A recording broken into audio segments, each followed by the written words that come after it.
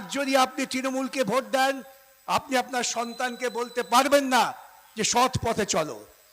আজ যদি আপনি বিজেপিকে ভোট দেন, আপনি বলতে পারবেন না আপনার সন্তানকে সত্যি কথা বলো। আমরা ছেলেবেলা থেকে শিখে এসেছি সদা সত্য কথা কহিবে, আর এদের দেখি সদা মিথ্যা কথা কহিবে। আমরা কি ওদের সমর্থন করে আমার প্রজন্মকে বলবো হ্যাঁ তুমি ওদের মতো মিথ্যার পথে চলো? ইতিবাগে বক্তারা বলেছেন, আমার কমরেড বেবি বসে আছেন, আরো বলবেন। আমার ছোট্ট নিবেদন, এমন দৃষ্টান্ত স্থাপন করবেন না যাতে পরবর্তী প্রজন্ম আপনার দিকে আঙুল তুলে বলে তুমি নিজে মিথ্যের পক্ষে ছিলে, আমাকে জ্ঞান দিতে এসো না।